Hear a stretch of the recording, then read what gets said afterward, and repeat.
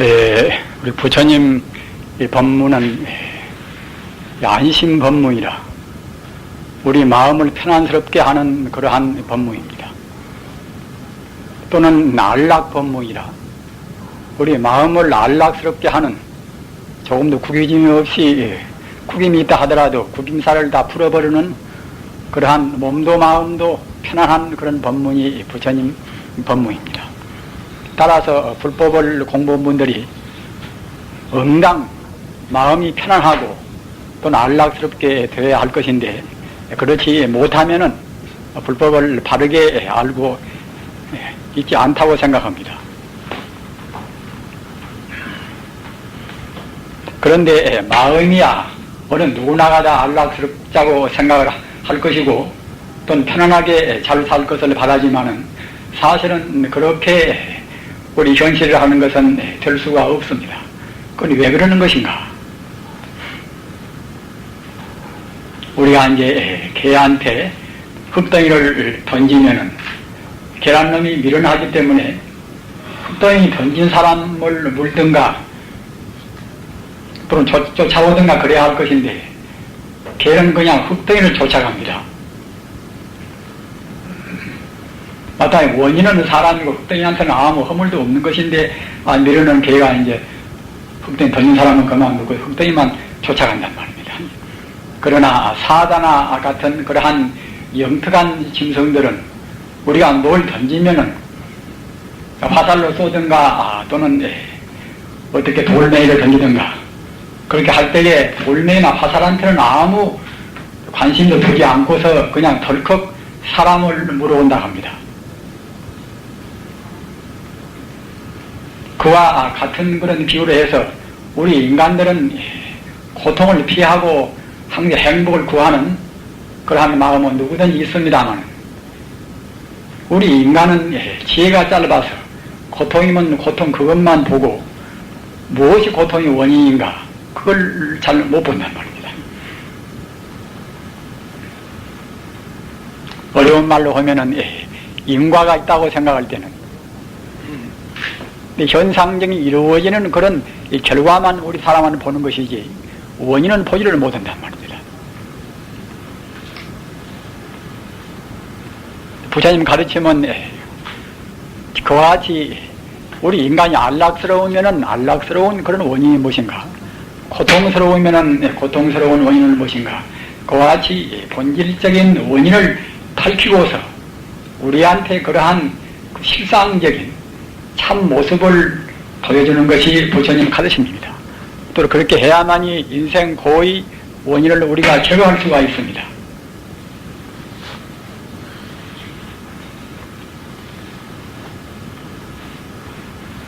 또 한 가지 비유를 제가 더 듭니다마는 지금 맑은 호수가 있다고 생각합시다. 맑은 호수에 또 개가 미루는 개가 이제 가까이 가서 호수를 이렇게 내려다본단 말입니다. 맑은 호수인지라 개의 그림자가 그 호수에 비친단 말입니다. 개가 앞발을 들면은 호수에 비치는 그림자 역시 앞발을 들고 있고 말입니다. 개가 또 입을 열고 멍멍 짖으면은 호수에 비친 개도 역시 멍멍 짖단 말입니다. 그래서 미루는 개는 그 호수에 개가 있어가지고서 지가 멍멍 짖으면은 호수에는 개도 멍멍 짖고 있으니까 이제 저놈이 나한테 지금 도발한다. 이래서 그냥 그 개라는 놈이 더욱더 그냥 큰 소리 치고 이제 짖고 또 앞발 들고 뒷발 들고 이제 뒷발로 차고 또 그런단 말입니다. 그러면 또 이제 호수에 있는 개도 역시 그와 똑같은 몸부림을 치겠지요. 그러면 더욱더 이제 개라는 놈이 그때는 그야말로 참 역정을 내가지고서 어쩔 줄 모른단 말입니다. 그러다가 나중에는 그냥 호수로 덤벼들어서 깊은 호수인지라 호수로 계란님이 언덕에서 덤벼든다고 생각할 때는 빠져 죽을 수밖에 없겠지요. 그 종당에는 빠져 죽고 만단 말입니다. 우리 인간의 불행이라는 것은 대체로 그런 종류입니다. 자기가 왜 괴로운 것인가, 누가 미우면 어째서 미운가, 그런 원인을 모른단 말입니다. 우선 현상적인 눈에 나타난 것만 가지고서 밉다고 생각하는 것이지 왜 내가 저 사람을 미워할 것인가. 남을 지나치게 좋아하는 경우도 그들이 좋아하는 그것만 생각하지 왜 내가 좋아하는 것인가 그걸 모른단 말입니다. 이런 것을 다 밖에 우리한테 밝혀서 깨닫게 시려 하는 것이 부처님 가르침입니다. 불교 어려운 말로 하면은 우리 중생들은 현상적인 상만 보는 것이고 그 본질적인 근본 성품을 보지 못한단 말입니다. 아무리 불경을 많이 알고 수행을 많이 했다 하더라도 상에 집착하면은 현상적인 상에 집착하면 그때는 수행을 많이 했다고 못 보는 것입니다. 또 그런 사람들은 아까 말씀드린 바와 같이 우리 인간이 틀림없이 행복스럽게 돼야 하고 또는 안락스럽게 돼야 할 것인데 현상적인 가상만 보고서는 우리 마음은 항시 불안스럽습니다.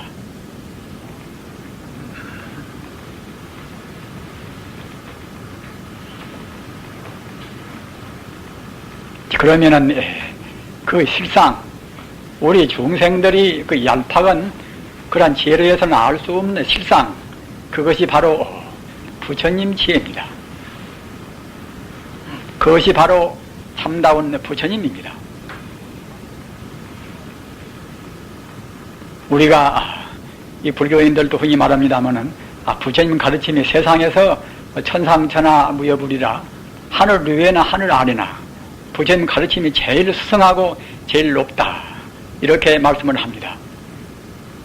그 어째서 그러는가 그 원인에 관해서는 잘 모르는 분도 허다하니 많습니다. 그런데 부처님 가르침은 바로 우주 자체의 바로 질서입니다. 또 부처님은 바로 우주인 것입니다. 따라서 어느 존재나 어떤 것이나 어느 존재나 우주 가운데 안 들어진 것은 없고 어떤 가르침이나 무슨 철학이나 종교나 어느 종교나 모두가 다 우주의 질서 가운데 다 들어있듯이 사실은 부처님 가르침 가운데는 다른 종교, 다른 철학, 다른 과학 모두가 다 거기에 다 들어있는 것입니다. 이렇게 말씀을 드리면은 잘 모르는 분들은 저 스님이 부처님 말씀을 너무나 과장해서 지가 믿고 있으니까 너무 과장해서 말한다 이렇게 생각도 하실 것입니다만은 절대로 그렇지가 않습니다.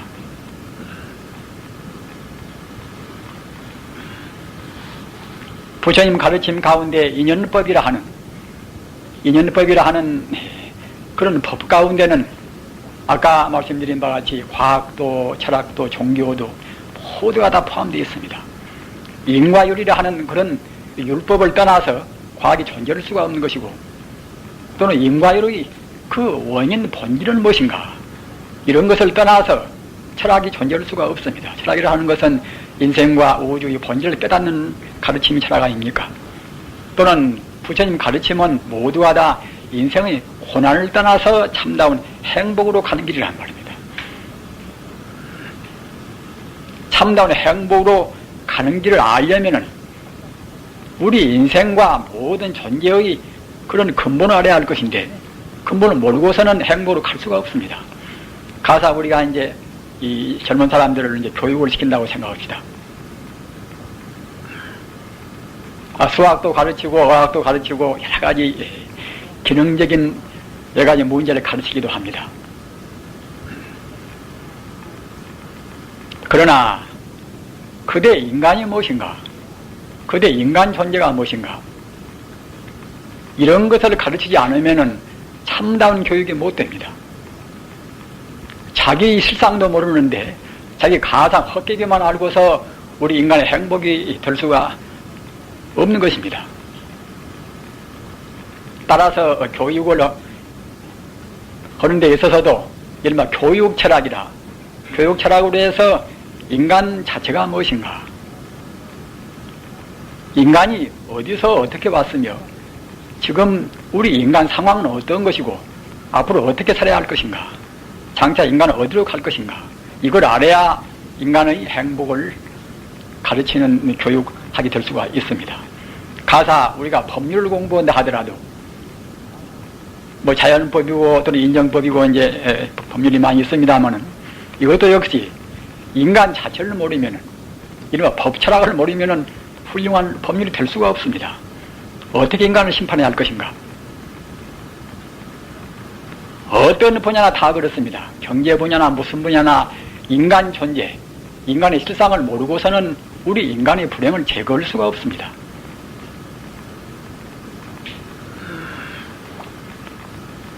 그래서 부처님 가르침은 아까도 말씀드린 바와 같이 바로 우주 자체의 생명의 참 모습입니다. 그렇기 때문에 일목일초 한 나무나 한 그루 나무나 또는 한 폭의 풀이나 모두가 다 부처님 법밖에 존재하는 것은 없습니다. 즉 우주 바로 부처님이고 부처님 바로 우주라고 볼 수가 있습니다. 부처님 가르침은 단순히 그게 좋은 가르침이다. 석가모니께서 그 당시에 인도의 4가지 그런 계급을 다 없애고서 참다운 자유평등을 창조했다. 이런 정도에 그치지가 않는 것입니다. 바로 진리 자체인 것입니다. 따라서 따지고 보면은 사실은 부처님 가르침을 떠나서는 우리 인간의 행복할 수가 없다. 이렇게 단언할 수도 있는 것입니다.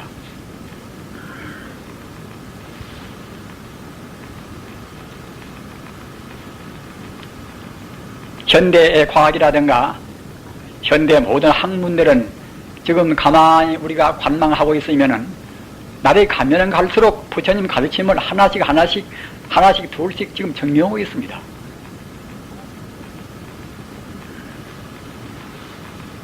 적어도 불교를 믿는 분들은 연기법이라 인연연자 일어날 기자 말입니다.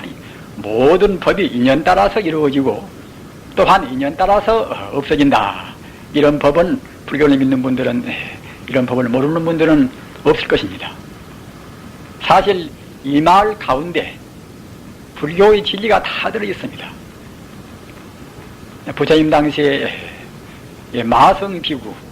마성비구란 비구가 있습니다. 마성비구란 비구니 아주 위대한 부처님 당시에 5비구, 맨 부처님께서 최초에 제도하신 5비구 가운데 한 분인데 마성비구가 얼굴도 잘나고 아주 당당한 그런 체구여서 그래서 탁 발라가면은 그냥 사람들이 서로 좋아해서 이제 시주도 많이 오고 그런단 말입니다.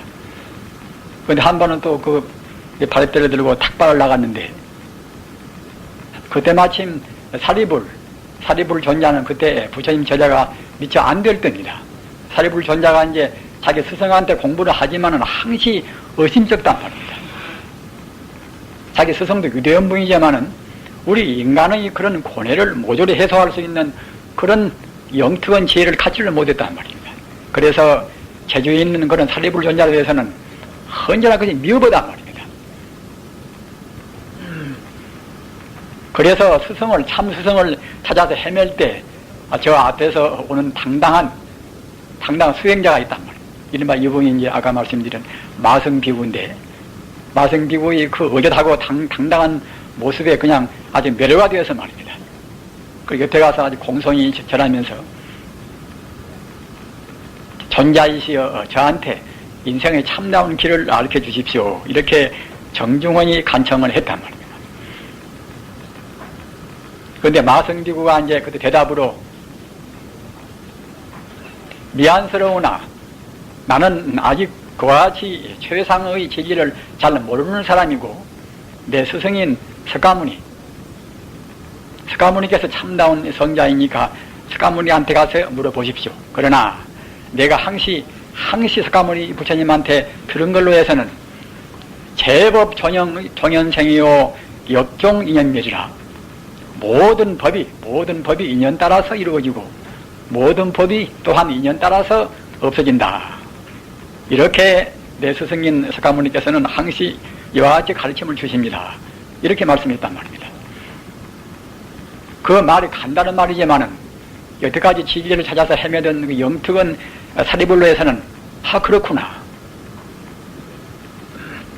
이 뜻을 내가 온전히는 모른다 하더라도 이 뜻 가운데는 틀림없이 최상의 진리가 있겠구나. 그래서 이제 그 말씀 비굴로 따라서 석가모니 부처님한테 가서 법을 배우고서 제제를 사리부리라. 부처님 10대 제자 가운데서 가장 지혜가 제일 하고 그러한 총명 있는 그런 제자가 되었습니다. 이와 같이 제법 종연생이요 모든 법이 일체 법은 인연 따라서 이루어지고 또는 모든 법은 역시 인연 따라서 소멸된다. 이 뜻을 깊이 새기시기 바랍니다. 불법은 다 모두가 이 가운데가 들어있습니다. 우리가 금생에 태어난 것도 그냥 무조건으로 나온 것이 아니라 이래저래 부모님의 연 따라서 또는 과거 전생에 우리가 하나의 의식으로 해서 쉬운 말로 하면 이제 영혼으로 헤매다가 이제 부모님 연 따라서 금생에 태어났단 말입니다. 태어날 때도 하늘의 별이며 달이며 해며 또 공기며 물이며 온도며 모든 것이 다 거기에 조건으로 같이 화합돼서 나라는 존재가 탄생이 되었습니다. 여기 인연 따라서 나왔단 말입니다. 또는 성장도 마찬가지라 어머님이 젖을 먹고 공기를 마시고 그때그때 여러가지 주위 환경의 모든 것이 곁들여서 내가 성장된단 말입니다. 또한 죽을 때도 역시 그냥 덮어놓고 죽는 것이 아니라 금생에 살만치 살아서 금생에 자기 생명 인연이 다했단 말입니다. 그러면 가기 싫어도 간단 말입니다.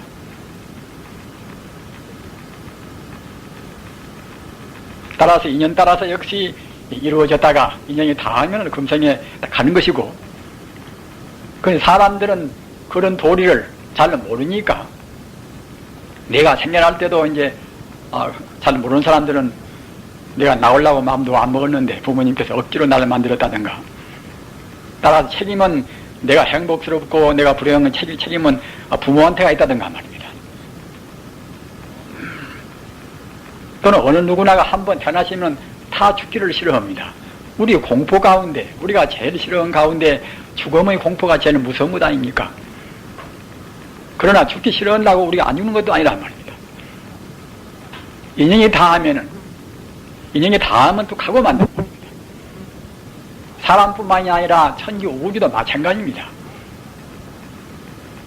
현대 물리학도 똑같이 증명합니다만 우주를 하는 것은 순수 에너지로 붙어서 하나의 형체가 이루어진 성급이라, 또 생물이 그 가운데 살 수 있자 주겁이란 말입니다. 또는 차근차근 그런 쓰레기가 이제 더 정장돼서 쓰레기가 쌓여서 어려운 말로 하면 엔트로피가 이제 차근차근 쌓인단 말입니다. 그래서 점차로 오염되고 점차로 소멸되어 가서 그때는 파괴된단 말입니다. 그래서 파괴될 괴자 괴겁이라, 그러다가 나중에는 그냥 이것이 다 불타버려서 말입니다. 텅텅 빈 화공세계가 됩니다. 이른바 빌공짜 아니 공급이라 이러는 것입니다. 이것은 현대 물리학도 우리 부처님 가르침같이 같이 다 증명을 합니다. 천지 우주가 그 텅텅 빈 공간으로 붙어서 형체가 이루어졌다가, 또는 생물이 살다가, 또는 쓰레기가 차근차근 더 늘어서 말입니다. 썩어지고 또는 에너지가 이제 다시 재생을 수 없이 되어가지고서 파괴가 되고 말입니다. 그러다 그냥 산소가 이제 산화가 되어가지고 다 타버린단 말입니다. 텅텅 비어버린단 말입니다. 이와 같이 모두가 다 인연 따라서, 천지 우주도 인연 따라서 이루어지고 인연이 닿으면 또 없어지고 말입니다. 사람이 아닌 다른 물질도 생유이멸이라 생겨나고 또는 존재하다가 또 그것이 차근차근 사라지고 이제 그것이 파괴되다가 말입니다. 들어는 갔다가 이제 형체가 없어진단 말이에요. 생주이멸이라 날생자 이루어지고 또는 살수자 머물고 또는 달리자 달라지고 그러다가 이제 내려버린단 말입니다. 이와 같이 일체 존재라는 것은 앞서 말씀드린 바와 같이 모든 법이 인연 따라서 이루어지고 인연 따라서 이것이 소멸된다. 이렇게 분명히 안다고 생각할 때는 내가 가사 오늘 살다가 내일 죽다 하더라도 별로 서러울 것이 없습니다. 이것은 막을 수가 없으니까 말입니다. 물론 현대 의학이 발달돼서 조금쯤은 더 살란가 모르겠습니다. 그러나 몇십 년 뿐인 것이니 결국은 하고 만단 말입니다. 의술이라 하는 조건이 거기에 플러스가 되면 이제 조금 더 살랑가도 모르는 것이고, 그렇다고 그냥 그렇게 나쁜 또 이제 병길이 생기면 더 빨리 갈 수도 있단 말입니다. 부처님 가르침은 자연 그대로입니다. 자연 그대로입니다. 자연 그대로 개나 소나 돼지나 풀이나 그런 것은 자연 그대로 살지 않습니까? 그러나 우리 인간은 그 의식활동, 생각하는 사고활동이 있어나서 그렇게 못 삽니다. 자기 몸뚱이 이것이 부처님 인연법으로 본다고 생각할 때는 인연 따라서 몸뚱이가 이루어지고 말입니다. 인연 따라서 이것 소멸되고 이제 하는 것 뿐인데, 우리 인간은 몸뚱이 이것이 나다 말이에요. 나다 하는 이름의 애고, 나다 하는 그런 이기심 때문에 결국은 인생고가 생깁니다. 소나 말이나 개나 그것은 우리가 이제 매로 때리면은 아프다고 느낄 망정, 그것을 다시 되돌려 생각하는 그런 의식 사고 활동이 없단 말입니다. 단지 감각뿐인 것이지. 그러나 사람은 사고 활동을 합니다.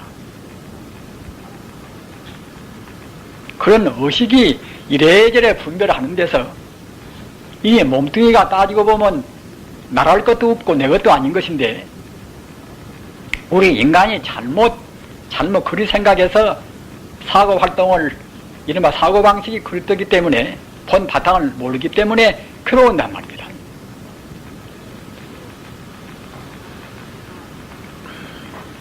그래서 우리 중생의 개념적인 그런 분별 지혜, 이것 보고 번뇌망상 그럽니다. 우리가 현실적으로 아무리 많이 배웠다 하더라도 우리 인간이 나요 너요, 내 것이요 네 것이요, 또는 현상 우리 눈으로 보는 이런 것을 좋아하고 싫어하고 하는 이런 차원에서는 모두가 다 이것이 번뇌망상인 것입니다. 따라서 번뇌망상은 사람 따라서 뿔뿔이 다릅니다.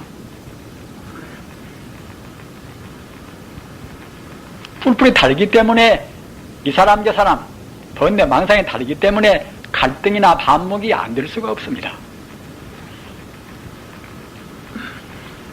그래서 갈등이나 반목을 우리가 이제 풀어버려야 이제 안심하고 살 수도 있고 불안스럽지 않을 것인데, 그런 갈등이나 반목을 풀어버리지 못하면 항시 영구히 우리 인류 사회라는 것은 투쟁과 전쟁과 그런 비참한 그런 아기다툼을 면할 수가 없는 것입니다. 그러기에 안심도 못하고 우리 안락스러울 수가 없단 말입니다. 부처님 가르침은 허두에서 말씀드린 바와 같이 안락법문이라 정말로 편안하고 좋은 것인데, 우리 인간이 갈 길을 잘 모릅니다. 자기 위치도 잘 모릅니다. 내가 지금 내 지향하는 바가 어딘가, 내 몸뚱이는 대체로 무엇인 것이고, 내가 남을 밉다고 생각하고 좋다고 생각하는 내 마음은 대체로 무엇인가, 이것도 모른단 말입니다.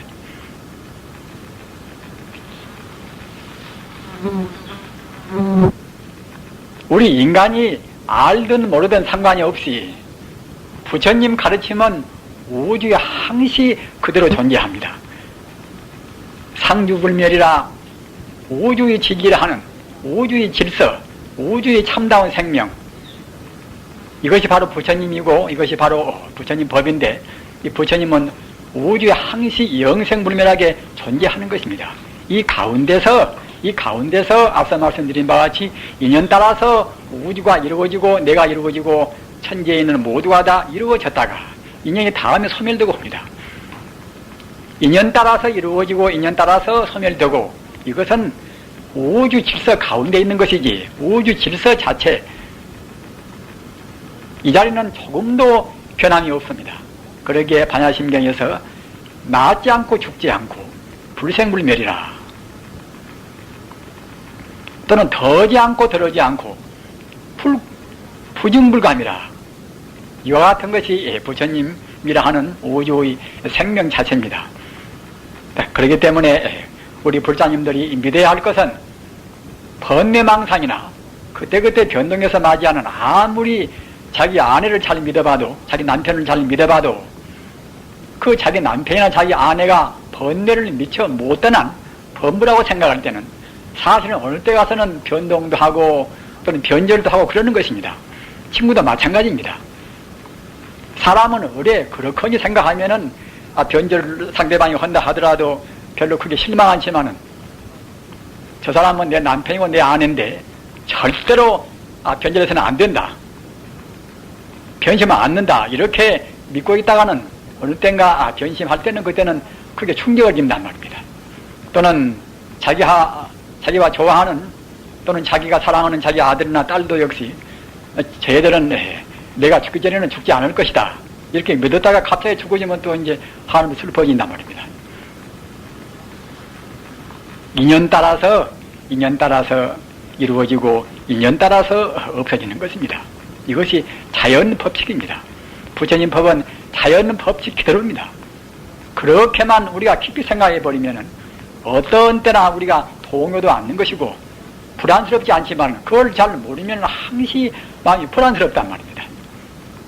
그리고 이와 같이 인연 따라서 이루어졌다, 인연 따라서 없어진다, 또 이런 정도로만 안다고 생각할 때도 역시 우리 불안의식을 확실히는 추방을 못 시킵니다.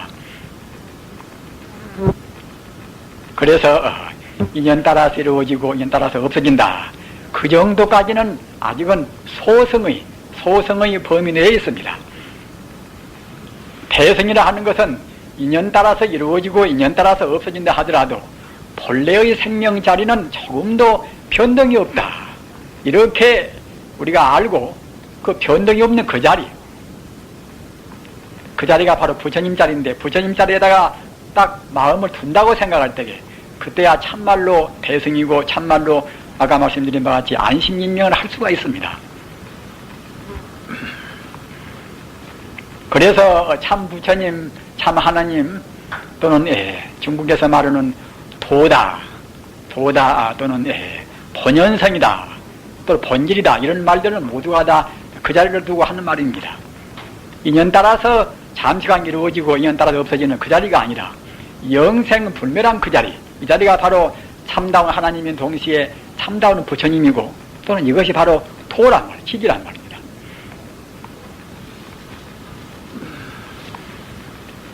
그렇기 때문에 변동에서 맞지 않는 그런 자리에다가 우리 마음을 둔다고 생각할 때는 우리의 참다운 안심은 어디에도 없습니다.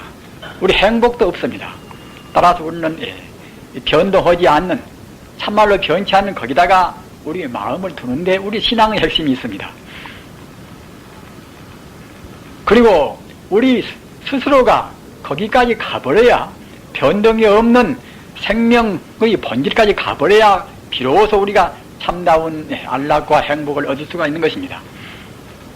그럼 어떻게 해서 우리가 이제 그 자리에 갈 것인가 말입니다. 참선을 하는 것이나 또는 연부를 하는 것이나 또는 불경을 보는 것이나 모두가 다 허망한, 그때그때 변동에서 맞이하는 허망한 것을 떠나서 참다운 진리로 가는데 연불이나 참선이나 부처님 공부하는 그러한 목적이 있습니다. 아무리 불경을 많이 외인다 하더라도 우리 마음이 정작으로 정화가 돼서 우리의 마음의 실상, 우주의 본래 모습인 실상자리, 부처님 자리까지 가지 않을 때는 우리 마음의 불안은 해소가 안 됩니다. 그렇기 때문에 우리가 부처님 앞에가 절을 하는 것이나 또는 불공을 모시는 것이나 모두가 다 핵심은 우리의 마음이 정화가 돼서 참다 부처님 자리까지 가야 한단 말입니다. 우리 마음의 본성품도 본래가 부처님이고, 또는 우리 몸뚱이 본성품도 부처님이고 말입니다. 공기나 또는 물이나 흙이나 달이나 해나 일체 존재의 근본 성품도 내놔야 똑같은 부처님인 것입니다. 다만 우리가 번뇌망상에 가리어서 그걸 보지를 못한단 말입니다. 보지를 못하기 때문에 인연 따라서 잠시간 이루어진 이 몸뚱이 보고 날아간단 말입니다. 부처님 경전에 보면은 우리 중생은 도둑놈을 지 아들같이 생각하고 말입니다. 도둑놈을 지 아들같이 생각하고 아들같이 소중한 것을 도둑이라고 본단 말입니다.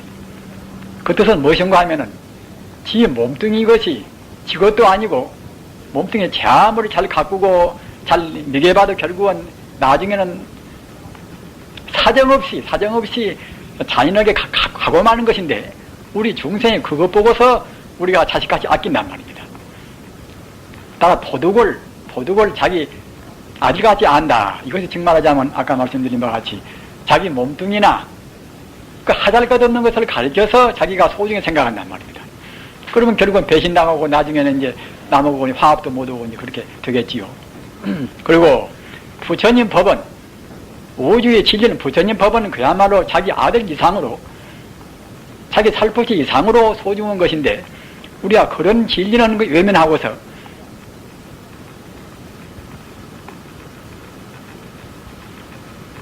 애초에 시도 없던 애초에는 흔적도 없던 자기 몸뚱이나 그런 것을 소중히 아직까지 생각한단 말입니다. 우리는 이런 부처님 가르침을 심심미묘하게 깊이 새겨야 합니다.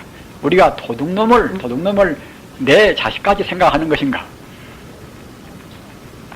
그 반대로 내 자식까지 소중한 참다운 진리를 도둑같이 보고 도둑놈을 내 아들같이 볼 것인가 말입니다. 이런 것을 우리가 깊이 생각해야 합니다. 그래서 반야심경에 있습니다마는 우리 중생은 전도몽상이라 우리 중생 거꾸로 본단 말입니다. 중생 거꾸로 보는 것입니다. 부처님은 바로 우주의 진리, 우주의 진리는 영생불멸한 것인데 그는 영생불멸한 진리가 우리 사람들은 안 보이는 것이니까 그건 없다고 본단 말입니다. 없다고 보는 것이니까 이제 있는 것을 없다고 보겠지요. 그래서 이제 그걸 갖다가 이제 거꾸로 보는 것이고 또는 우리 중생이 이건 내 몸이다. 이것은 내 마음이다. 저 사람은 미운 놈이다. 저 사람은 좋은 사람이다. 이렇게 보는 이 마음은 사실은 이것은 헛개비 같은 것입니다. 실존적으로 이것이 고유한 있지가 않은 것인데 이것 보고 우리가 있다고 생각한단 말입니다. 저는 법회 때마다 말씀을 드리는 제 고유한 법문이 있습니다. 그건 무엇인가 하면은 우리 몸뚱이 이것이 고유한 존재가 아니란 말입니다. 우리 번뇌 가운데 제일 지독한 번뇌가 이 몸뚱이 금쪽같이 소중한 내 것이라고 생각한단 말입니다. 그런데 우리가 뚫어지게 본다고 생각할 때에 투철하게 본다고 생각할 때에 이 몸뚱이 것이 있다고도 볼 수 없는 산소나 수소나 탄소나 칠소나 그런 원소가 잠시간 모여 있단 말입니다. 여러분들은 현대 공부도 많이 하셔서 알으시지만은 산소나 그런 것이 고유원이 있는 것이 아니지 않습니까?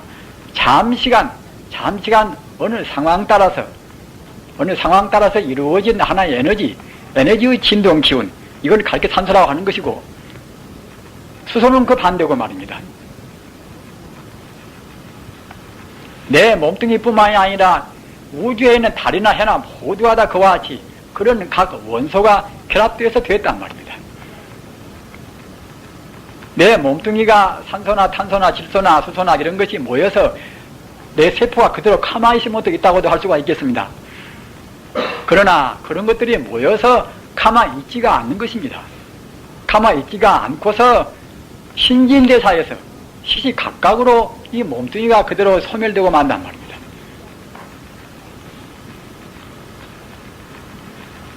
우리는 부처님 가르침을 그냥 관념적으로 쉽게만 생각을 절대로 말으십시오. 부처님 가르침은 정말로 심심미묘한 것입니다. 부처님 가르침은 현대 최고도로 발달된 현대 사회에 있어서 부처님 가르침은 그렇게 무거운 것이 아닌가. 보통은 다 그럽니다. 우리 스님네가 또 어느 때 보면은 굉장히 머리 무던하고 또 무거운 사람으로 보이겠지요. 그러나 부처님 가르침만은 가장 오래인 동시에 가장 새로운 것입니다. 진리라는 것은 다 그러는 것입니다. 가장 오래고 가장 새로운 것이 진리입니다. 따라서 부처님 가르침은 가장 철저한 종교인 동시에 가장 투철한 철학이고 말입니다. 또한 동시에 눈꽃만큼도 그리침이 없는 이것은 과학인 것입니다. 그러한 투철한 맹철한 안목으로 해서 자기를 돌아봐야 합니다. 나라는 존재가 대체로 무엇인가? 자기를 모르면 남도 모르는 것이고 우주를 모르는 것입니다. 자기를 모르면 우리가 행복스럽게 될래야 될 수도 없습니다. 아까 말씀드린 바와 같이 우선 자기를 우리가 냉혹하니 해부해야 하는 것입니다.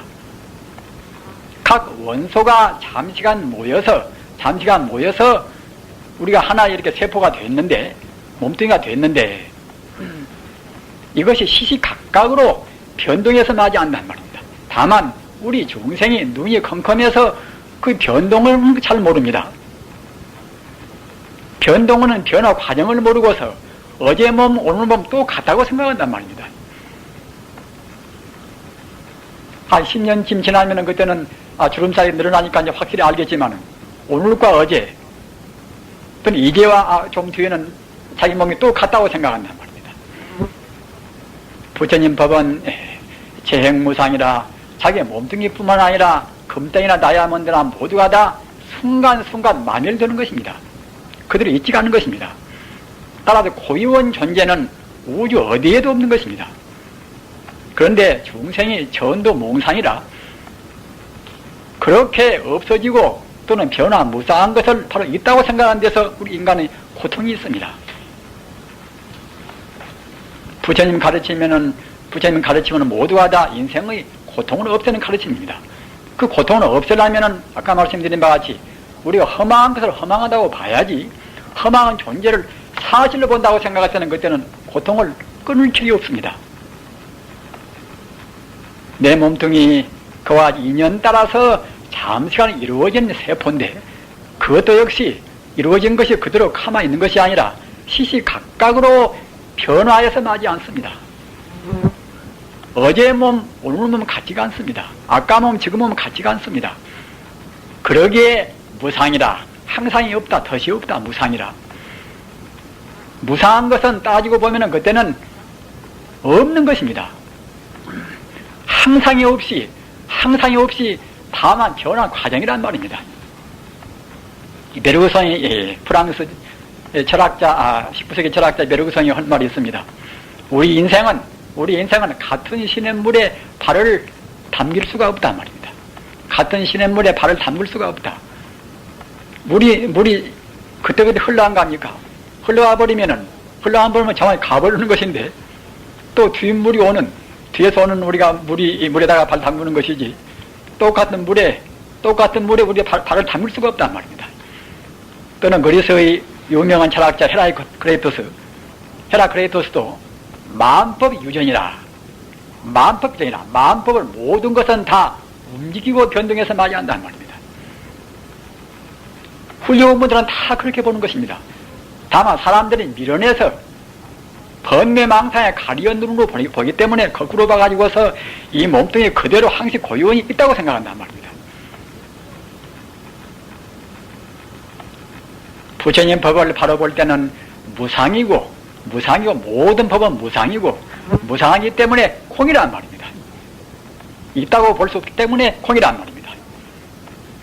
무상하고 공이기 때문에 나라고 할 것이 없어서 무한 것입니다.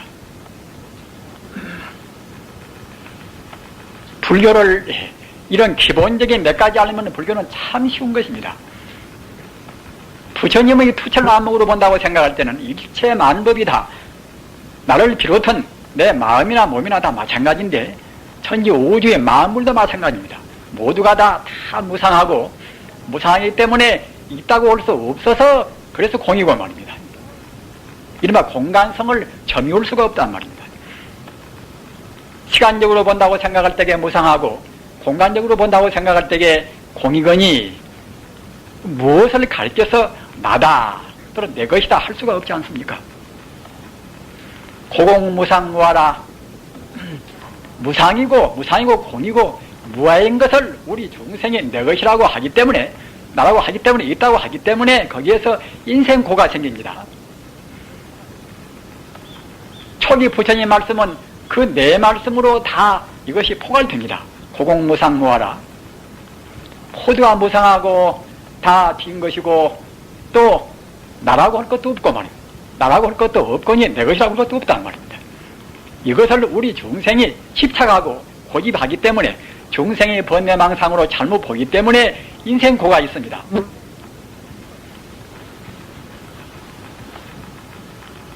그러나 여기까지만 알면은 아까도 말씀드린 바와 같이 인생을 제법 바로 보기는 바로 본 가르침인데 부처님 가르침은 여기에 그치는 것이 아니라 참다운 무상하고 또는 허망하지만은 허망은 것만이 아닌 일체 존재의 실상, 참다운 생명의 본 실상, 이 자리가 바로 부처님인 것입니다.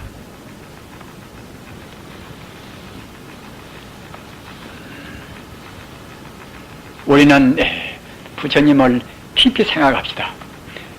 사실 부처님이 안 계시고 부처님이란 우주의 생명의 실상이 없다고 생각할 때는 나갈 것도 없고 나갈 것도 없고 허망한 것인데 이른바 허무주의자 말입니다.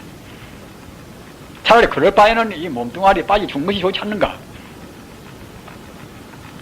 초기 부처님 당시에 그때 잘못 생각한 사람들은 짐짓고 일부러 서로 칼로 상대방을 죽이기도 하고 그랬단 말입니다.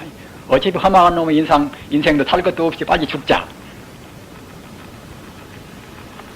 그런데 그까지는 아직은 그것은 소승법입니다. 따라서 그런 정도는 인생이 무상하고 공이고 무하다 또는 고통이다. 이것만 알 때는 그때는 우리 인간의 허무주의고 또는 염세주의고 거기 그쳐버린단 말입니다. 그러나 부처님 법은 생명의 본 모습은 영생불멸하는 것입니다. 비록 금생에 내 몸뚱이는 무상하고 또는 공이고 무하여서 이것은 인연이 닿으면 소멸된다 하더라도 내 생명 자체는 조금도 훼손이 없단 말입니다. 거기에 철학과 종교의 뜻이 있는 것입니다. 그리고 그 자리는 소멸이 안 되고 죽지 않는다 하더라도 그것이 현찬하고 별것이 없으면 우리가 또 불행할 수밖에 없겠습니다.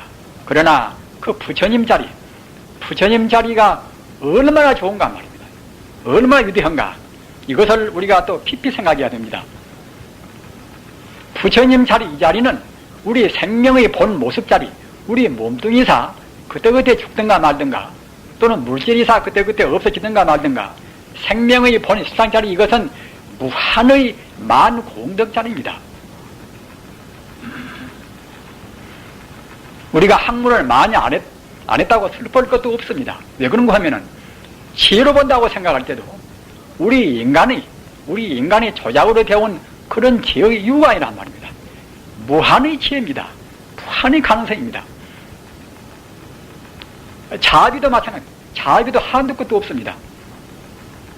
왜 자비가 한두 것도 없는가? 그런가 하면은 자비라는 것은 다른 것을 위해서 우리가 생각하고 돌보고 또는 봉사하고 말입니다. 더러는 희생도 당하고 이것이 자비 아닙니까? 이게 사랑인데 그 자비나 사랑이 한두 것도 없다는 것은 왜 그런가 하면은 본래 나와 남이 둘이 아니란 말입니다. 참다운 부처님 생명자리에서 본다고 생각할 때는 천지 우주가 오직 하나의 생명입니다. 하나의 생명이기 때문에 다른 생명을 짓궂게 해치면은 그때 하나의 생명이기 때문에 그냥 바로 내 생명이 훼손을 받습니다. 따라서 어느 것이나 개인의 한 말이나 어느 것이나 다 모두가 다 하나의 생명으로 해서 연결되기 때문에 우리가 부처님 도를 안다고 생각할 때는 어느 것도 함부로 할 수 없습니다.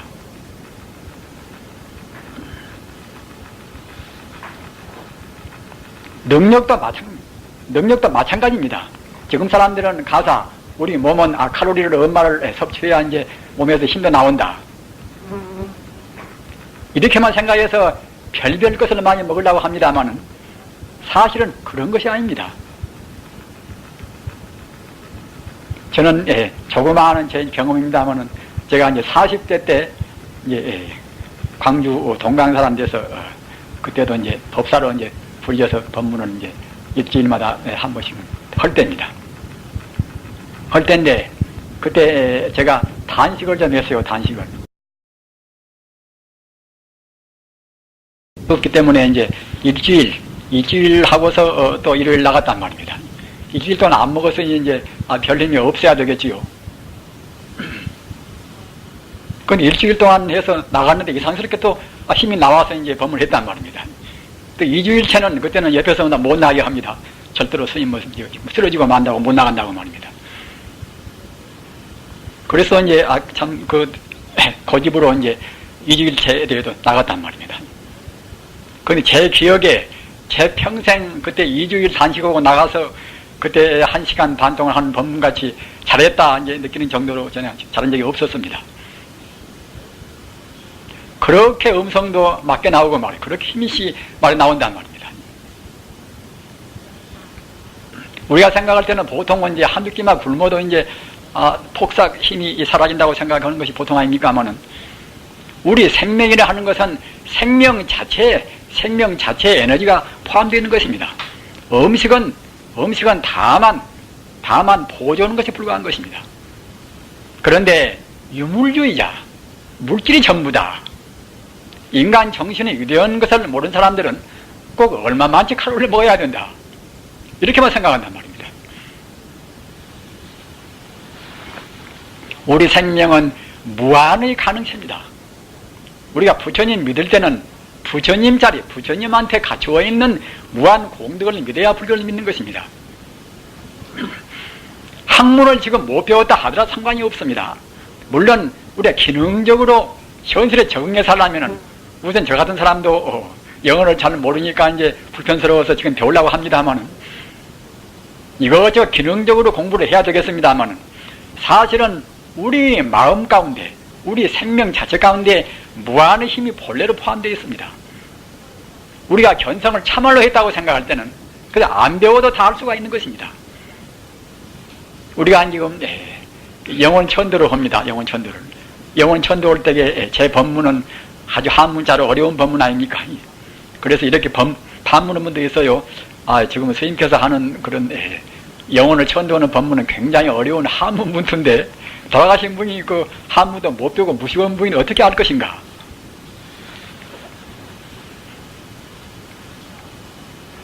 그러나 그것이 이제 충분히 아는 것입니다. 충분히.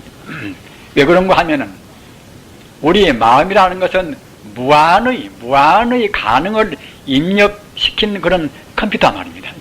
그와 똑같이 우리 마음이라는 것은 무한의 가능이 거기에 입력이 되어 있단 말입니다. 내 마음, 네 마음 따로 있는 것이 아니라 나무 마음, 소마음 따로 있지 않습니다. 우주라는 것은 이 마음이라는 순수 에너지로 우주에는 충만해 있는 것입니다. 그 자리는 모든 것이 다 거기에 갈마 들어가 있습니다. 이른바 무한의 것이 거기에 입력되어 있단 말입니다.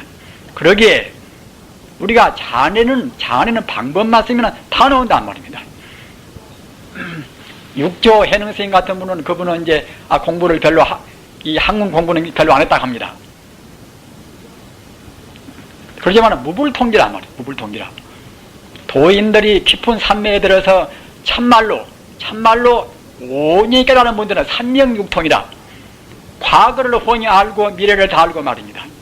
우주의 방방곡곡 구석을 다 한단 말입니다. 또 타심통이라 나무 마음을 다 하는 것이고 말입니다.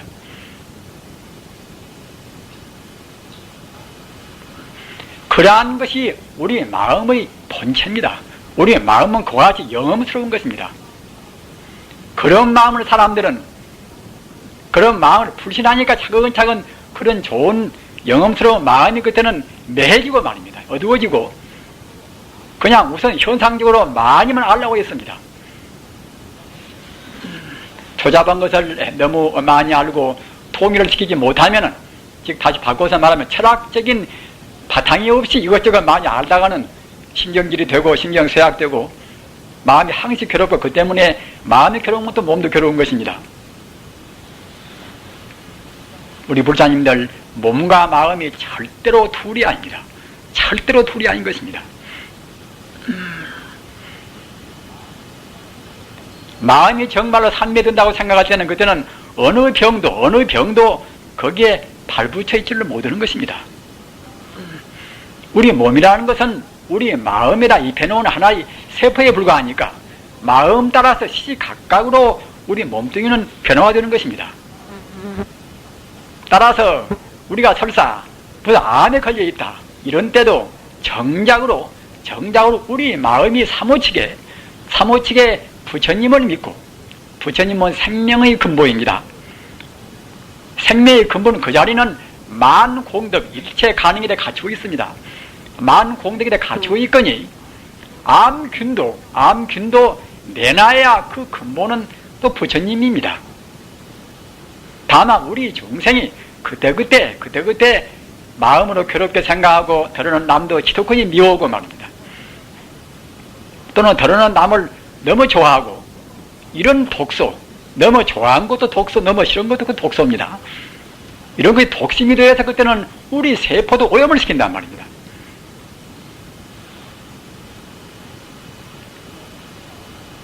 심령과학이라든가 또는 신기학이라든가 이런 것은 우리 마음 수양으로 해서 우리 몸을 고치는 것은 법 아닙니까? 우리는 우리 마음, 이 마음하고 부처님 마음, 부처 마음하고 간격 있는 절대로 둘이 아닙니다. 마음이 모양이 없지 않습니까? 우리가 남이 밉다 그러면 미운 것이 자취가 있습니까? 미운 자취가 없단 말이에요. 남 좋아해도 좋은 자취가 없지 않습니까? 우리 중생의 겉만 보니까, 겉만 보고 본 바탕을 못 보니까 좋아하고 싫어하고 하는 것입니다.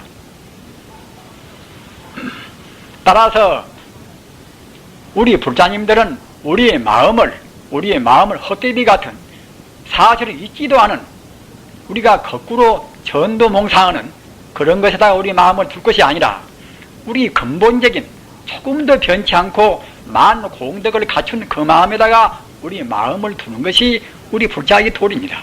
우리가 염주를 헤아리고 또는 정근을 하고 하는 것도 모두가 다 우리의 마음이 하마 빗나갈세라 그 부처님한테, 생명의 본 바탕의 부처님한테 우리 마음을 딱 붙이기 위해서 그러는 것입니다.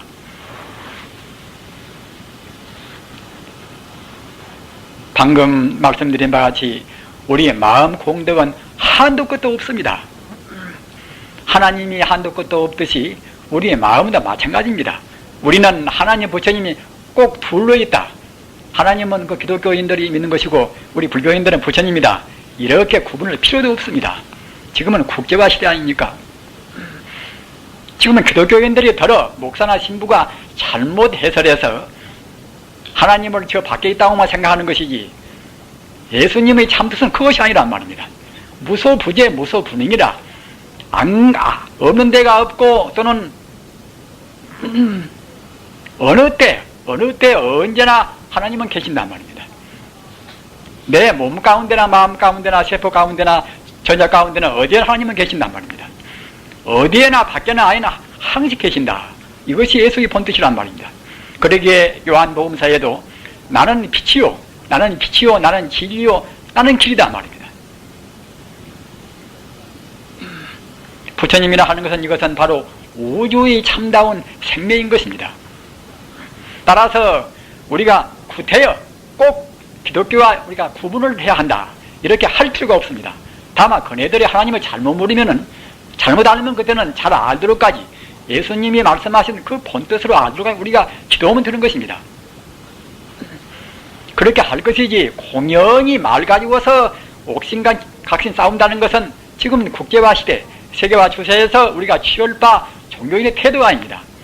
종교인이 하는 것은 될수록 나와 남의 벽을 무너뜨리고 다른 종교와의 그런 여러 가지 불협화음을 우리가 해소를 시키고 그래 가지고서 나와 남이 더불어서 참다운 진리로 가게시려 하는 것이 종교인의 본 사명이란 말입니다. 부처님 공덕을 다시 더 역설을 제가 하겠습니다. 아라한도는 천지 우주의 진리를 깨달은 성자의 지위가 아라한입니다. 아라한도를 성취했다고 그러면은 모두를 다 아는 분들인데 그분들이 부처님 공덕, 부처님이라 하는 우주의 생명에 들어있는 그런 좋은 점을 자비나 또는 지혜나 사랑이나 행복이나 능력이나 이런 점을 그 아라한들이 수억만 사람들이 모여서 또 수억만 년을 헤아린다 하더라도 부처님의 공덕을 다 말할 수가 없다. 이것이 부처님 불경 가운데 있는 가르침입니다. 자리가 얼마나 있고 행복이 얼마나 있고 지혜가 얼마나 있고 이런 공덕을 우리 같은 그런 중생들이 아니라 그 대도를 성취한 그런 성인들이, 또는 성인도 한 사람이 아니라 무수한 사람들이 많이 모여서 무수한 세월 동안 그 부처님의 공덕이 한없이 많습니다. 이렇게 하더라도 오히려 다 할 수 없다는 것이, 이것이 부처님 찬탄, 부처님한테 갖추어 있는 그러한 공덕이란 말입니다. 그러기에 우리가 부처님을 생각할 때는 항시 우러러서 사모하는, 흠모하는 마음을 가져야 합니다. 우리 중생의 해하려는 까지 우리 마음의 본체라든가 또는 우주만유의 본체는 부처님이 우리 중생의 생각할 정도로 그와 같이 첨부한 것이 아닙니다. 그 부처님이 바로 우리 마음의 본심이란 말입니다. 우리 참다운 본심이 바로 부처님입니다. 초목의 마음도 나무의 마음도 다 그렇습니다. 따라서 우리 부처님을 믿는 사람들은 사람을 대해서만이 좋게 생각하고 사람이 아닌 다른 동물이나 다른 식물을 함부로도 좋다, 이것이 아니란 말입니다. 부처님 가르침은 평등이리옵니다. 다 똑같이 따지고 본다고 생각할 때 내 몸뚱이나 동물 몸뚱이나 또는 식물이나 말입니다. 또는 흙이나 공기나 태양이나 달이나 해나 모두가 다 똑같이 부처님이라 하는 우주의 생명으로 붙어서 인연 따라서 되었습니다. 제가 앞서 말씀드린 모든 법이 인연 따라서 이루어지고 인연 따라서 소멸한다. 그것은 그 자리에도 다 적용이 됩니다. 천지 우주의 모든 존재는 다 부처님이라 하는 우주의 생명자리, 더함도 더럼도 없고 또는 남도 죽음도 없이 우주에 항시 충만해 있는 그 자리, 부처님 그 자리로 붙어서 우주의 모든 존재가 이루어졌단 말입니다. 이루어져서 그러한 것은 변화무사한 것이기 때문에 인연이 닿으면 소멸된다 하더라도, 또다시 역시 소멸된다 하더라도 그런 것의 본체인 부처님은 그대로 항시 존재합니다. 이렇게 분명히 알으시기 바랍니다. 내 생명도 역시 내 몸뚱이가 금생에 한동안 살다가 간다 하더라도 생명의 더함도 더럼도 없이 영생으로 이루어지듯이 다른 것과 다 마찬가지입니다. 모두가 다 현상적인 존재라 하는 것은 그때그때 쓰러지고 만다 하더라도 그 생명 자체, 에너지 자체는 조금도 에너지 불밀 법칙이라 조금도 훼손이 없습니다. 에너지 보존 법칙, 에너지 불밀 법칙이라 이 법칙과 부처님 법과는 그렇게도 또 딱 들어맞습니다. 우리는 제가 허두에 말씀드린 바와 같이 다행히도 현대 그 정밀과학인 물리학이 부처님 가르침을 하나씩 둘씩 증명하고 있습니다. 따라서 이렇게 본다고 생각할 때는 앞으로 가면은 세월이 갈수록 싫든 좋든 간에 사람들이 증명하고 또는 현경으로 관찰도 하고 말입니다. 이렇게 해가면서 부처님 가르침으로 안 들어올 수 없습니다. 지금 우리 세계 현상이 지금 이런 꼴입니다. 이 서구인들도 만나보면은 아주 석학들, 공부를 많이 한 사람들은 자기도 모르는 가운데 부처님 가르침을 좋아 생각한단 말입니다. 철두철미하고 과학적으로 본다고 생각할 때도 아무런 모순 일도 없고, 동양 철학이나 또는 그리스 철학이나 로마 철학이나 이런 철학적인 진리가 다 들어있고 말입니다. 또는 기독교 가르침도 다 들어있고 이렇기 때문에 부처님 가르침은 안 올 수가 없단 말입니다. 우리는 그런 가르침을 지금 믿고 있다는 자랑을 가지시기 바랍니다. 아까 말씀드린 바와 같이 부처님은 그와 같이 우리가 그렇게 몇 년을 두고 찬탄해도 찬탄 다 못할 정도로 그렇게 황홀스럽고 행복스러운 생명이 본 모습입니다. 그러기에 저희 같은 사람들도 평생 젊음을 다 불살라 버리고서 승려가 되었다 하더라도 아무런 회한이 없습니다. 내일 죽거나 오늘 죽거나 아무런 후회도 없습니다. 부처님 법이라는 그 다시 없는 그런 생명의 실상, 참말로 죽지 않는 법을 만났단 말입니다. 그런데 우리가 길을 갈 때 길이 너무 많으면은, 너무 갈래가 많으면은 주저를 하기가 쉽습니다. 한 길만 있으면 좋은데, 관세음보살, 무슨 문수보살, 또 지장보살, 나무아미타불 이렇게 많이 쓰니까 우리 불자님들은 어느 어디 할 것인가 말입니다. 어디 가나 그런 질문을 받습니다. 그래서 이제 질문을 받기 전에 제가 이제 먼저 말씀을 드리겠습니다. 우리가 생각할 때는, 보통 생각할 때는 그 어느 스님도 아직 나이 젊고 잘못 아는 분들이, 이런 분들이 있습니다. 관세음보살을 이렇게 여태까지 공부한 분한테도 자기가 지장보살을 또 이제 공부한 분들은 관세음보살보다도 지장보살을 부르는 것이 훨씬 공이 더 많습니다. 이런단 말입니다. 그러면 한 10년이나 이제 관세음보살을 하는 분은 굉장히 참 당혹을 느낍니다. 여러분들이 그렇게 안 하시기 위해서 말씀을 드립니다. 부처님 법은 이 성품으로 본다고 생각할 때는 일미평등이라 조금도 차별이 없단 말입니다. 현상으로 본다고 생각할 때에 천차만별로 구분되는 것이지, 본 성품으로 본다고 생각할 때는 모두가 다 하나의 생명입니다. 하나의 생명이라는 것을 분명히 느끼셔야 됩니다. 하나의 생명인데, 그러면 무슨 필요로 부처님께서 그와 같이 복잡하니 관세음보살, 문수보살, 무슨 보살, 부처도 무슨 부처 이름이 많을 것인가? 기독교 같이 하나님 그러면 좋을 것인데 왜 그렇게 많아서 우리를 갖다가 이제 곤혹스럽게 만드는 것인가? 그것은 또 그렇게 많은 이유가 있습니다. 그건 무엇인가 하면은 그 부처님 자리의 공덕이 한 가지 몇 가지나 있으면 좋을 것인데 그 공덕이 한도 끝도 없이 많단 말입니다. 자비도 한도 끝도 없이 많고 지혜도 한도 끝도 없이 많고 말입니다.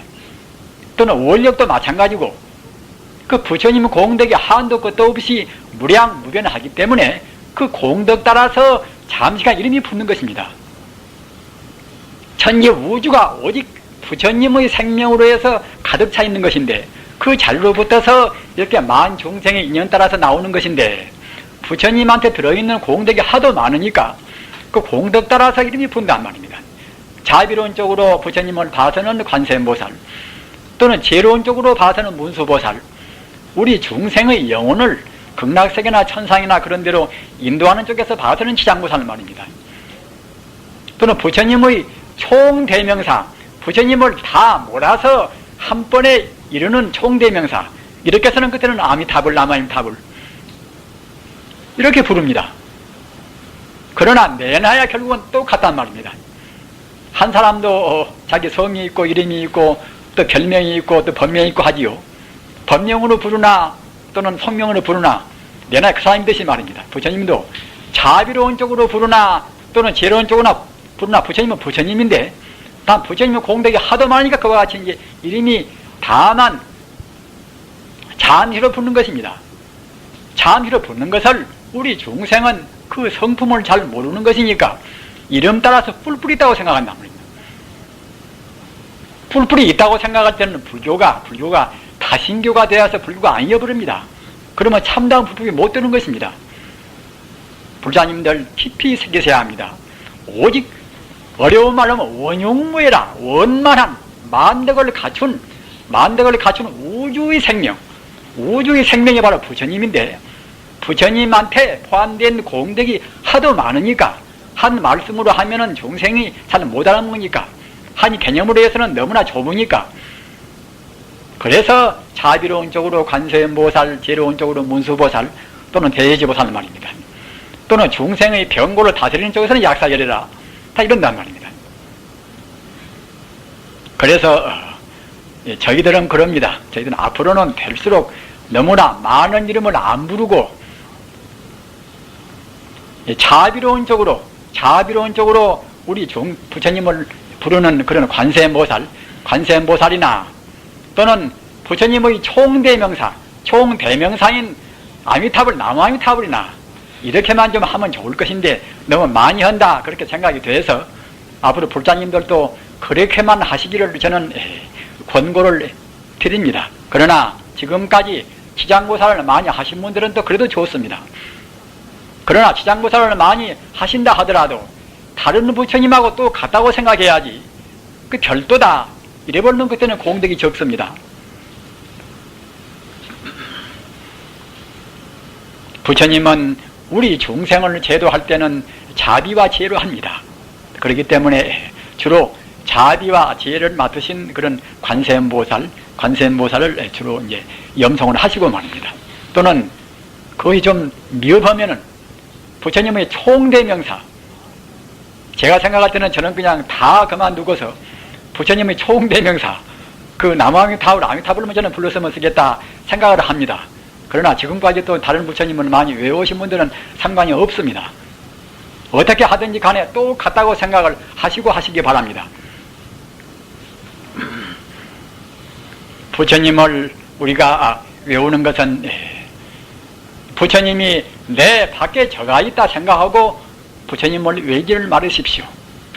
우주가 바로 부처님인지라 나는 분명히 우주 가운데 있으니까 지금 부처님 품 안에 있습니다.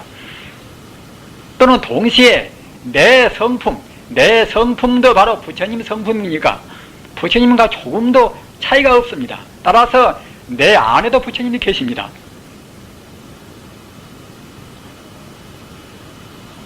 부처님의 그런 관념을 뚜렷이 확실히 두셔야 합니다. 우주가 바로 부처님인지라 우주 어디나가 하나의 띠끌 속에나 공기 속에나 풀 속에나 물 속에나 다 부처님은 다 계십니다. 따라서 우리가 공기를 오염시키는 것은 바로 부처님한테 부처님을 욕되게 하는 것입니다. 우리가 물도 함부로 쓰는 것도 역시 부처님을 욕되게 하는 것입니다.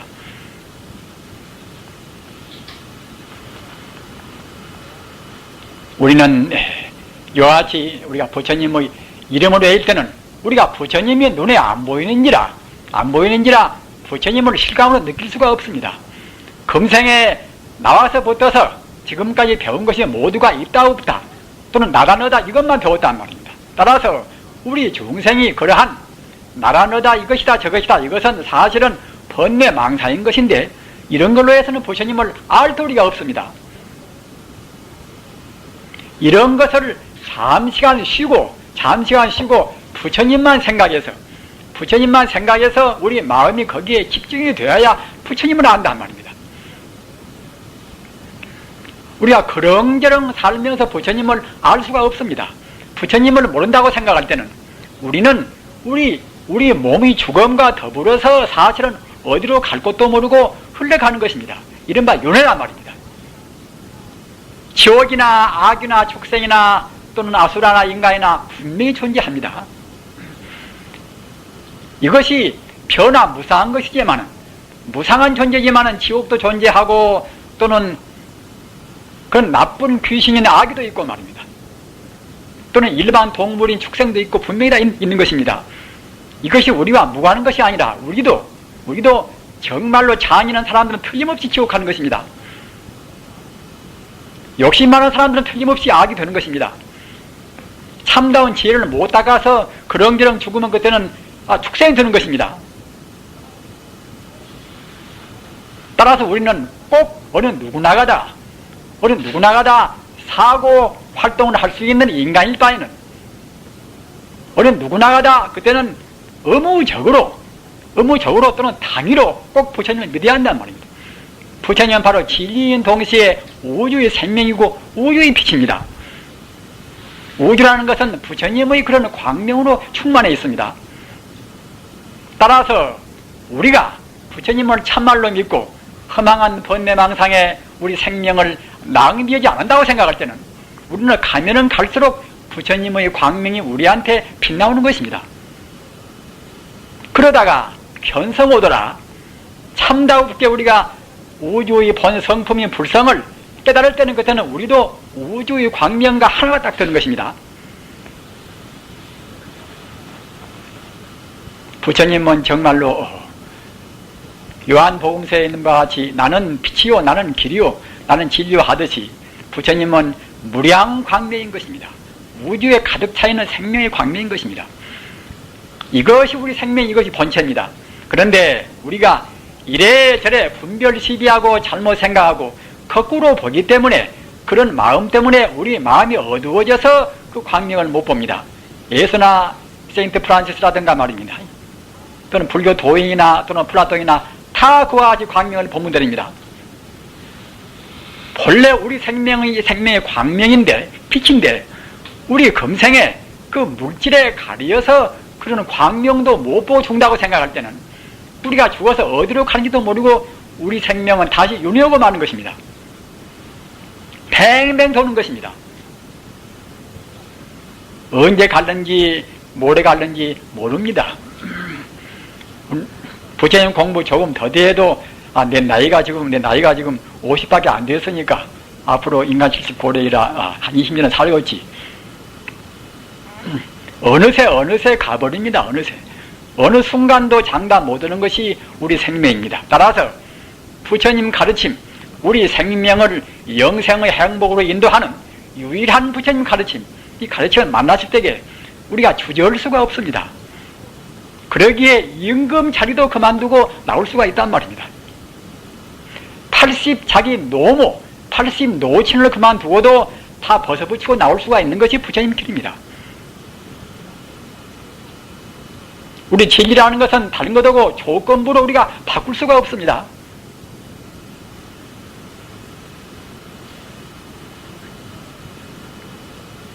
우리 생명을 최선으로 살리는 길이 바로 진리의 길입니다. 따라서 어느 때 어느 입장에 계시든지 간에 부처님 자리를 떠나지 않기 위해서 아까 말씀드린 바와 같이 염주를 헤아리고 속으로 부처님을 외우고 하는 것입니다. 그렇게 해야 우리가 부처님하고 가까워지는 것이지, 과거 전생에도 우리가 지은 업이 많이 있고, 업이라는 것은 우리 몸으로나 입으로나 생각으로나 우리가 하는 행위가 업입니다. 그런 업이 있기 때문에 우리가 사람으로 나온단 말입니다. 업이 없다고 생각할 때는 극락세계에 머물러 부리지 사람으로 올 수가 없습니다. 금생에 나와서부터서 우리가 배운 것도 역시 유치원 때부터 대학까지 배우는 것이 무엇입니까? 다 있다 없다, 이것이다 저것이다, 또 나요 너요 이렇게 배운단 말입니다. 따라서 금생에도 업을 무던히 지었습니다. 전생의 업을 다 베껴야 되고 금생의 업을 베끼려니까 조금 더 몸부림치고 공부해야지, 했다 말았다 이런 공부를 해서는 전생의 업은커녕 금생의 업도 못 베끼고 맙니다. 못 베끼면 죽을 때도 역시 우리 업에 묶여서 갑니다. 업에 꽁꽁 묶여서 갑니다. 부처님한테 가는 길은 가장 쉬운 길입니다. 우주의 질서에 따르는 것입니다. 부처님은 바로 우주의 생명인지라, 우주의 생명은 만 중생이 모두가 다 부처님이 되계시를 이끄는 힘이 있습니다. 이끄는 인력이 있습니다. 만유인력이라 또는 만유중력이라 모두가 다 부처님이 만중생을 성불로 이끄는 힘이 바로 만유인력인 것이고 만유중력인 것입니다. 따라서 우리는 사실은 부처님의 질서에 따르는 것이 제일 마음도 편하고 몸도 편합니다. 우리 불자님들, 부처님한테 가는 길이 어렵다고 생각을 말으십시오. 제일 편한 길입니다. 부처님은 우주의 빛이고 생명의 빛이거니 끝도 갓도 없이 무한의 행복과 자비와 지혜와 무한의 능력을 갖춘 훤히 밝은 그런 광명을 바라면서 끊임없이 남하고 얘기할 때나 밥 먹을 때나 자기 마음으로는 끊임없이 부처님을 놓치지 말고 공부하시기 바랍니다. 이렇게 하시면 하신 만치, 하루 하면 하루 하신 만치 우리 마음도 몸도 더욱더 밝아지고 맑아지고 더욱더 건강해지실 것입니다. 그렇게 하셔서 꼭 금생에 한없는 행복을 누리시기를 간절히 바라면서 오늘 산승의 법문을 마칩니다.